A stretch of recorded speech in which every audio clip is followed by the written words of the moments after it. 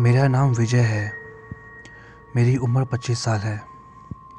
मैं जहाँ रहता हूँ, मैं आप लोगों को उस जगह का नाम नहीं बताना चाहता, लेकिन ये घटना बिल्कुल सच्ची है। एक सुबह मेरी आँख कुछ लोगों के ज़ोर ज़ोर से रोने की आवाज़ से खुली। मैं जल्दी से उठ के अपने बालकोनी में गया तो मैंने देखा कि पड़ोस वाले घर के बाहर भीड़ लगी है और रोने की आवाज़ भी वहीं से आ रही है।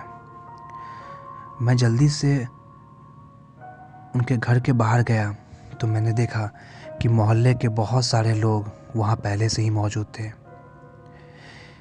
यहाँ तक कि मेरी फैमिली वाले भी वहीं पे थे। जब मैंने अपने फैमिली वालों से पूछा तो उन लोगों ने मुझे बताया कि पड़ोस में जो आंटी थी उनकी मौत हो गई है अचानक से, जबकि वो आंटी की उम्र भी बहुत कम थी और उन्हें कोई बीमारी भी नहीं थी। फिर अचानक से उनकी मौत कैसे हो गई,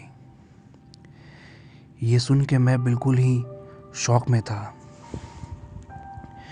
क्योंकि वो आंटी मुझे भी बहुत मानती थी। खैर, हम लोगों को शमशान घाट पहुँचते पहुँचते रात करीब 6, साढ़े 6, 7 बज गए थे।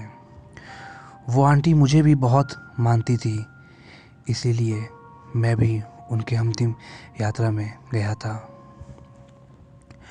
जब हम लोग शमशान घाट पहुँचे और आंटी को चिता पे रखा गया और लकड़ियाँ उनके ऊपर रख दी गई, तब मैंने देखा कि आंटी का जो हाथ था वो चिता से बाहर निकला हुआ था।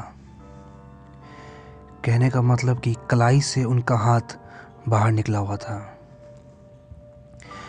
मैंने सोचा कि मैं जाके उनके हाथ को अंदर कर देता हूँ, और जैसे ही मैंने उनके हाथ के अंदर करने के लिए आगे बढ़ा कि तभी उस आंटी ने मेरा हाथ जोर से पकड़ लिया। मेरे मुंह से चीख निकलने ही वाली थी कि 3-4 सेकंड में उनका हाथ फिर से छूट गया। मुझे ऐसा लगा कि शायद ये मेरा वहम था, लेकिन जब मैंने अपने हाथों पे उनकी उंगलियों के निशान देखे तो मैं बिल्कुल ही सहम गया। जब मैं वापस अपने घर आया तो मैंने ये बात अपने घर वालों को बताई, लेकिन मेरे घर वालों को ये लग रहा था कि मेरे साथ कोई वहम हुआ है। लेकिन मैं जानता हूँ कि मेरे साथ कोई वहम नहीं हुआ था। 2-3 दिन बाद मुझे रात में नींद नहीं आ रही थी, तो मैं अपने बालकनी में टहलने के लिए चला गया। तभी मेरी नज़र उस आंटी के घर की तरफ गई।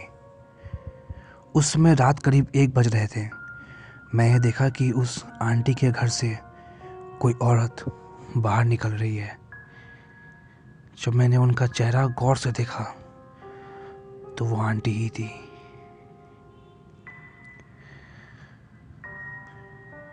लेकिन मैं सच बताऊं तो उस दिन के बाद से आज तक मुझे वो दोबारा कभी नज़र नहीं आई। ये घटना बिल्कुल ही सच्ची है। मैं एक डॉक्टर हूँ और डॉक्टर ज़्यादातर भूत, प्रेत, चुड़ैल को नहीं मानते। सच बताऊं तो मैं भी नहीं मानता। लेकिन मेरे साथ जो घटना हुआ था, मुझे नहीं मालूम कि वो सच में हुआ था या मेरा वहम था। लेकिन जो कुछ भी हो वो मेरे साथ हुआ था और मैं वो आप लोगों को बताना चाहता हूँ। मैं आज तक कन्फ्यूज़न में हूँ सच में कि वो सच में मेरे साथ हुआ था या बस मेरा एक वहम था। एक बार मुझे ये खबर मिली थी कि मुझे एक लड़की का पोस्टमार्टम करना है, तो मैं अपने टीम के साथ तैयार था। वैसे तो ज़्यादातर मामले में पोस्टमार्टम रात को नहीं होता, लेकिन वो एक स्पेशल केस था इसीलिए हम लोगों को रात में ही उसका पोस्टमार्टम करना था। जब वो लड़की का डेड बॉडी मेरे हॉस्पिटल में आया तो मैंने उस लड़की को देखा। उसकी उम्र करीब 22-23 साल के आसपास की होगी। तो मैं अपनी टीम के साथ तैयार था उसका पोस्टमार्टम करने के लिए। उस समय रात करीब 11 बज रहे थे। तो मेरे टीम के बाकी मेंबर ने मुझे कहा कि आप चलिए, हम लोग 10 मिनट में आते हैं। मैंने कहा ठीक है, जल्दी आना। मैं जब उस लड़की के डेड बॉडी के पास पहुंचा तो वो एक स्ट्रेचर पे लेटी हुई थी कि तभी मुझे बहुत तेज़ टॉयलेट आई। टॉयलेट करने के लिए मैं रूम से बाहर चला गया और करीब 3 मिनट बाद जब मैं रूम की तरफ आ रहा था और जब मैं रूम के गेट पे पहुंचा तो एक पल के लिए मेरी सांसें ही रुक गई। मैं रूम के गेट पे ही खड़ा था और मैं रूम के गेट पे खड़े खड़े उस लड़की को देख रहा था। वो लड़की बैठी हुई थी। आपने बिल्कुल सही सुना, वो लड़की बैठी हुई थी और वो इस तरह बैठी हुई थी कि उसके पूरे बाल उसके चेहरे पे थे और उसका सर नीचे की तरफ झुका हुआ था। मैं रूम के गेट पे ही खड़े होके लगभग 3-4 मिनट तक उसे देखता रहा और वो वैसे ही बैठी रही कि तभी मुझे होश आया और मैं जोर से चीखते हुए अपने टीम के लोगों को बुलाने लगा। जब मेरी टीम के लोग वहाँ पहुँचे तो मैंने उन्हें सारी बात बताई और उन्हें रूम के अंदर ले जाने लगा।